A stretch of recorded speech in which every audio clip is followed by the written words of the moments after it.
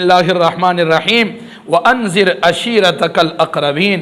اللہ کے نبی تیرے آرام کے دن ختم ہو گئے، اٹھیے اور اللہ کی تبلیغ شروع کیجئے۔ نبوت و رسالت کا جو تاج سر پہ سجایا ہے، اس فریضے کو سر انجام دیجئے۔ اٹھیے، اپنے قریبی رشتہ داروں کو اللہ کے خوف سے ڈرائیے، نافرمانی سے ڈرائیے۔ محبوب دو عالم صلی اللہ علیہ وسلم نے جب یہ آیت سنی تو کھڑے ہوئے، مکے کے سارے بازاروں میں گئے، ایک ایک کا دروازہ کھٹکھٹایا، کہا تم کل فاران کی چوٹی پہ آنا، میں کچھ خاص بات کہنے والا ہوں۔ سارے سرداروں کو، قریشیوں کو رسول اللہ صلی اللہ علیہ وسلم نے پیغام دیا۔ جب صبح مقررہ ٹائم پہ وہ سارے فاران کی چوٹی پہ آئے، کسے کیا خبر تھی کہ فاران کی چوٹی پہ کیا ہونے والا ہے؟ محبوب دو عالم ہے، ایک دو صحابہ حضرت ابوبکر صدیق بھی ساتھ ہے، جنہوں نے سب سے پہلے آپ کی نبوت کی تصدیق کی۔ فاران کی چوٹی پہ بیٹھے ہیں، سارے مکے کے سرداران آئے، قریشی آئے، چھڑ کے آئے، لاٹھیاں اور سوٹیاں لگا کے اوپر چڑھے، کوئی روڑ پتھر پکڑ کے چڑھا۔ اوپر جب آئے تو میرے محبوب دو خدا صلی اللہ علیہ وسلم نے سب سے پہلے اپنی وہ 40 سالہ زندگی جو ان میں گزاری اس کو رکھا اور فرمایا هل وجدتمونی صادقا او کاذبا فقد لبثت فیکم عمرا من قبل۔ اے میرے قریشیوں، اے مکے کے سرداروں، مجھے ایک بات کا جواب تو دو۔ میں محمد صلی اللہ علیہ وسلم نے 40 سال کی زندگی تمہاری اندر گزاری ہے، 40 دن 40 مہینے نہیں۔ کسی کو پرکھنا ہو تو 10 دن بھی پورے ہوتے ہیں، اس کا اندر باہر آ جاتا ہے، لیکن میں محمد عربی صلی اللہ علیہ وسلم تمہارے اندر 40 سال کا لمبا چوڑا طویل عرصہ گزار کے، جس میں جوانی بھی ہے، لڑپن بھی ہے، سب کچھ موجود ہے، وہ گزار چکا ہوں۔ ذرا ایمان سے بتاؤ، میں تمہاری زبانوں سے سننا چاہتا ہوں۔ ہے واہ یا رسول اللہ، دشمنوں سے اپنی نبوت و رسالت کا اقرار کرنے کے لیے اپنی پاک زندگی پیش کی۔ ذرا بتانا میں کیسے تھا، تم نے مجھے کیسے پایا؟ تو سب نے ایک آواز سے کہا ما وجدناک الا صادقا۔ اللہ کے محبوب، ہم نے تو آپ کو سچا اور امین پایا ہے۔ آپ تو ایسے ہیں، آپ گلی سے گزرے تو بچے کہتے ہیں یہ وہ ہے جو سب سے سچا ہے، جو سب سے امین ہے۔ اگر عورتیں دیکھیں تو وہ کہتی ہے عرب میں جو سب سے وجیح حسین، سب سے صادق و امین نوجوان ہے وہ گزر رہا ہے۔ آپ نے فرمایا تمہاری زبانیں اس کی تصدیق کرتی ہے؟ سب نے کہا جی ہاں ہم تصدیق کرتے ہیں۔ آپ نے فرمایا اگر میں یوں کہوں اس پہاڑی کے پیچھے دشمن کا لشکر حملہ آور ہو رہا ہے تم پہ، کیا یقین کرو گے؟ کہا کیوں نہیں، آپ کی ذات ایسی ہے جس کی بات نہیں ٹالی جا سکتی۔ پھر آپ نے فرمایا اچھا پھر سنو، اس زندگی کے بعد ایک زندگی اور ہے جو دائمی ہے، جو ہمیشہ کے لیے ہے۔ مرنے کے بعد قبر ہے، مرنے کے بعد حشر ہے، جنت اور جہنم ہے۔ اللہ نیکوکاروں کو جنت دے گا، بد کرداروں، بدمعاشوں، کافروں، نافرمانوں کو جہنم دے گا۔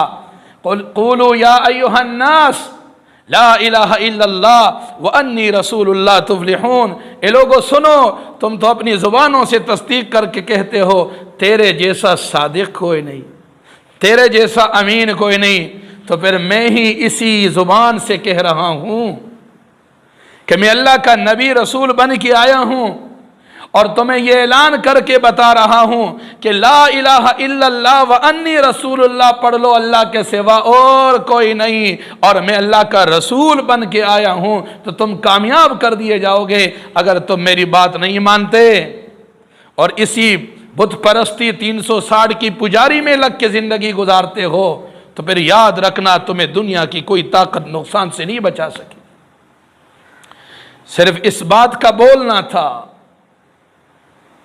وہی ورقہ بن نوفل والی کہانی رسول اکرم صلی اللہ علیہ وسلم کے سامنے کڑی ہو گئی، اور وہ بھی فاران کی چوٹی پہ، یہاں کوئی نہیں آ سکتا، یہاں کوئی آپ کی پکار کو سن بھی نہیں سکتا۔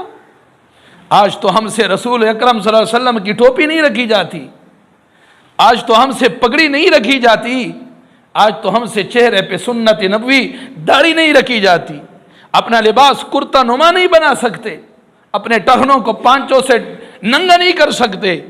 آج تو ہمیں رسول اللہ کی سنت پہ چلنا موت نظر آتا ہے، لیکن وہ فاران کے چوٹی کا منظر کیا کوئی بھلا سکتا؟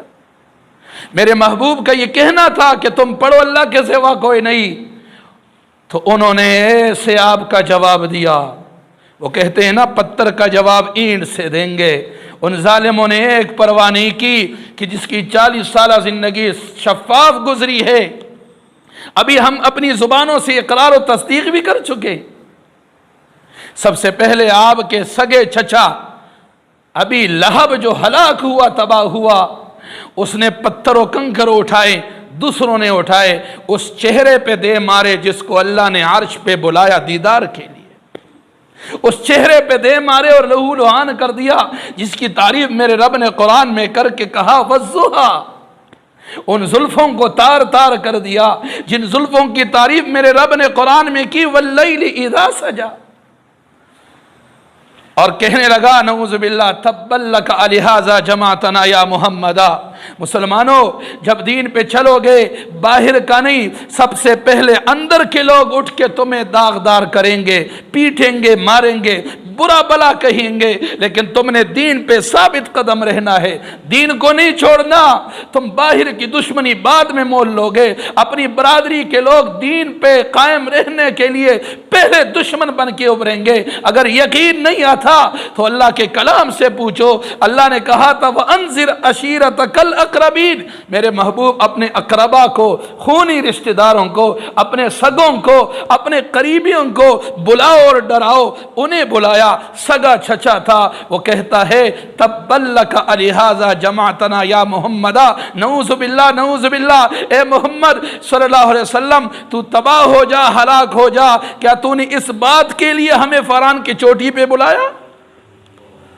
میرے محبوب کو یہ گالیاں سننی پڑی، یہ ہلاکت والی تشنیع سننی پڑی۔ ورقہ بن نوفل نے کہا تھا جب لوگ ماریں گے پیٹیں گے تو یہ اکیلے ہوں گے، انہوں نے پتھر مارنے شروع کر دیے، جن لاٹھیوں کے سہارے چوٹی پہ چڑھے تھے وہ لاٹھیاں برسانی شروع کر دی۔ ابو بکر صدیق آپ پہ بچ گئے اور اعلان کیا اتقتلون رجلا ان یقول ربی اللہ، یہ وہ جملہ تھا جو حضرت موسیٰ علیہ السلام کے لیے ماننے والے نے کہا تھا، جو قرآن میں ہے۔ ابو بکر صدیق نے وہ دہرایا کہ کیا تم ایک شخص کو اس لیے قتل کرتے ہو جو صرف یہ کہتا ہے میرا رب تو اللہ ہے، میرا رب تو اللہ ہے۔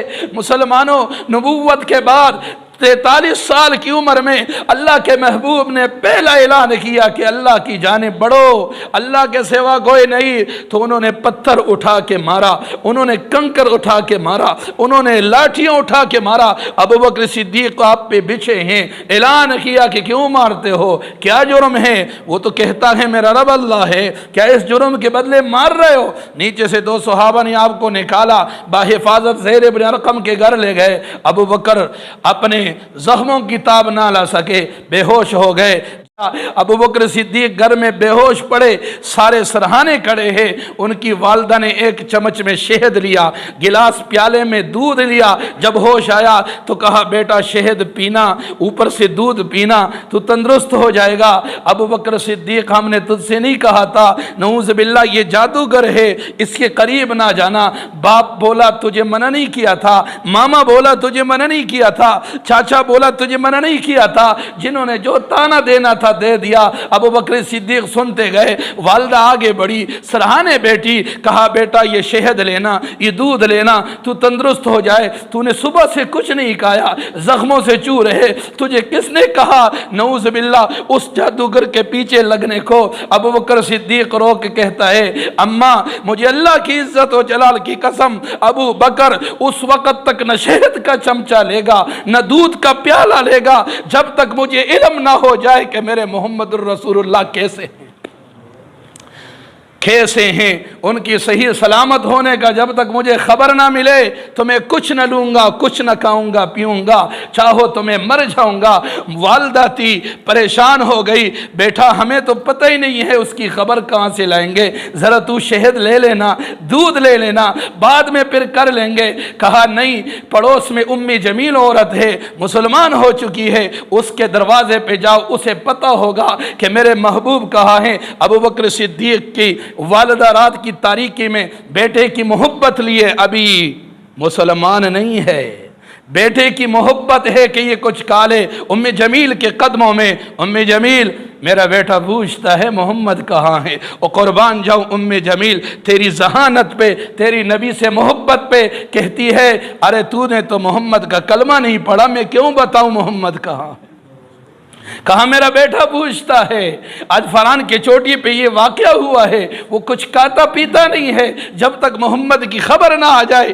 कहती है मैं खुद जाके अबू बकर सिद्दीक के कान में बताऊंगी, तुझे बताना गवारा नहीं करती। रात की तारीकी है, सहरा है, पत्थर है, कांटे हैं, वो आती है और अबू बकर सिद्दीक के कान में बताकर कहती है मोहम्मद अरबी सल्लल्लाहु अलैहि वसल्लम ज़ैर इब्न अरकम के घर में है। अबू बकर तड़प उठे, अम्मी को इशारा किया, एक हाथ अम्मी के खांधों पे रखा, दूसरा हाथ उम्मी जमील के कांधे पे रखा और निकल चढ़े। मैंने पूछा अबू बकर रात है, तन्हाई है, अंधेरा है, कुछ नहीं है, इतना दूर रसूलुल्लाह ज़ैर इब्न अरकम के हवेली में है, जख्मों से चूर है, तूने तो कुछ खाया ही नहीं है, तू तो बेहोशी के आलम से अभी उठ के आया है, और जरा खा पी तो ले, फिर जाके दीदार कर ले, उस सुबह तो होने दे, चढ़ते दिन में जाके दीदार कर ले। अबू बकर सिद्दीक कहते हैं रब्बे काबा की कसम, जब तक मोहम्मद अरबी का दीदार ना कर लूं अबू बकर को चैन नहीं आता। यूं मुसलमानों गए और ज़ैर इब्न अरकम के हवेली की जाने बढ़ के जब देखा महबूब दो आलम चराग लिए, दो चार सहाबा को लिए बैठे हैं और आज की कहानी, आज का वाक़या सुना रहे हैं। अल्लाह के महबूब को बताया गया अबू बकर सिद्दीक आया है, मोहम्मद अरबी उठे, वाह अबा बकर, इसलिए तो अव्वल बने, अव्वल आए और अव्वल गए हैं। मोहम्मद अरबी उठे और दौड़े आए इस्तकबाल को, फरमाने लगे अबू बकर सारे दिन तेरी जख्मों की परेशानी मोहम्मद सल्लल्लाहु अलैहि वसल्लम को दी। यूं ऊपर देखा, अल्लाह के महबूब ने माथे पे बोसा दिया, शुक्र अल्हम्दुलिल्लाह कि तू ठीक है।